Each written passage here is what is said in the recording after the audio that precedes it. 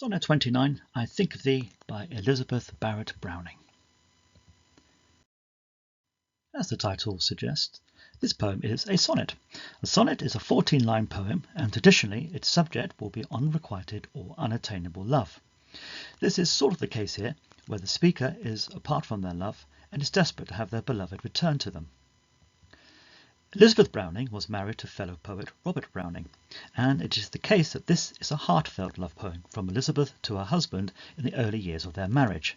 It's so personal that for a number of years Browning was reluctant to have it published. The poem is divided into 3 sections. The opening quatrain, where Browning describes her obsessive thoughts. A middle section of 7 lines which calls on Robert to return physically to Browning. And a final triplet of lines which asserts the closeness of their relationship, where it moves from fantasy to reality. The poem is unequivocally full of desire and joy. Just look at all those exclamation marks starting from the very first line. These convey the excitement and passion of Browning as she thinks of her husband and looks forward to his return. This is further reflected in the language she uses to describe either Robert or her own feelings.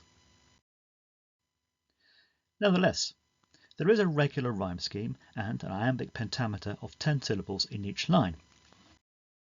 Shakespeare uses the same rhythm in his plays, which demonstrates that this is still a controlled, restrained poem, although Browning's enthusiasm threatens to overwhelm the lines. Look, for example, at how often the lines end with thee, meaning you, at the end. You. Browning uses an extended metaphor of vines and palm trees to represent her thoughts, the vines,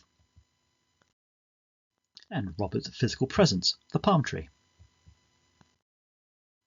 It's worth noting how the vines need the tree for support, depicting her reliance upon her husband.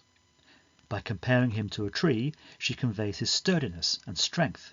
It's also a palm tree, which for the religious Browning has connotations of Palm Sunday and the triumphant entry of Jesus into Jerusalem. Moreover, the use of the apostrophe O further conveys Browning's sense of awe and admiration for Robert as well as respect. This is reinforced by the description of the vine leaves obscuring the tree, which demonstrates how all-encompassing Browning's thoughts and feelings are about her beloved. In contrast to the clinging thought vines, the palm tree is described as being strong and independent. At the time Browning was writing, this would have been seen approvingly as very masculine characteristics.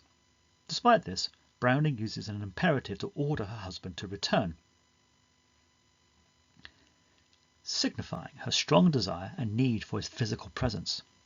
Some commentators have pointed out the underlying sexual imagery of a firm, upstanding tree which needs to be revealed and the dropping down of coverings. Whether Browning was knowingly using these images as a way to avoid offending Victorian prudery is not known. It could, in the end, all be subconscious on her part. Overall, this is a love poem which celebrates love, and maybe lust, both in the mind and physically. Unlike traditional sonnets, which focused on love that tended to be one-sided, here both Elizabeth and Robert Browning love one another. So this is not a poem about wishing to be in love, it is a poem about actually being in love. Reality is better than imagination. In his use of natural imagery to express sincere emotion, I Think of Thee is similar to Claude McKay's I Shall Return, which also expresses a deep longing and desire for emotional attachment, although his is for a place. Browning's more physical desire has a clear echo in Jackie Kay's Dust in the Phone, where the speaker similarly finds themselves obsessively thinking of their beloved.